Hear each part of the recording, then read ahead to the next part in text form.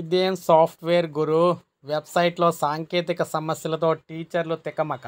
ఓటీపీలు రావు, rationalization పాయింట్లు రావడం లేదు.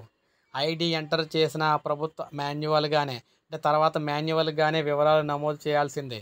బదిలీల ప్రక్రియ ప్రారంభమైన నాటి నుంచి కూడా రోజుకో సమస్య. రోజంతా కంప్యూటర్లు, ఇంటర్నెట్ సెంటర్లు, ఉపాధ్యాయులు కుస్తీ. మరో రోజు బదిలీలకు గడువు పొడిగించాలని టీచర్ల డిమాండ్. సో ఇది ప్రజెంట్ సిచ్యువేషన్. ఆంధ్రప్రదేశ్లో మనం ఈ నెల 21 నుంచి ప్రధానోపాధ్యాయుల బదిలీల్లో ప్రక్రియ ప్రారంభించగా తొలి రోజు నుంచే విద్యాశాఖ వారు తీసుకొచ్చిన వెబ్సైట్లో సాంకేతిక సమస్యలు ఎదురవుతూ ఉన్నాయి. దీంతో ఉపాధ్యాయులు తికమక పడుతూ ఉన్నారు.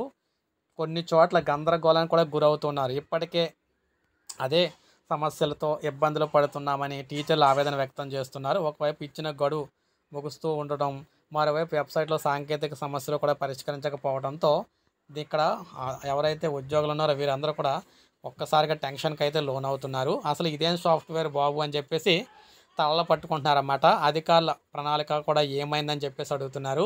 ఖచ్చితంగా టైం అయితే పెంచాలని చెప్పేసి రాష్ట్ర వ్యాప్తంగా ఉన్న ఈ ఉపాధ్యాయ ఉద్యోగులందరూ కూడా డిమాండ్ అయితే చేస్తున్నారన్నమాట.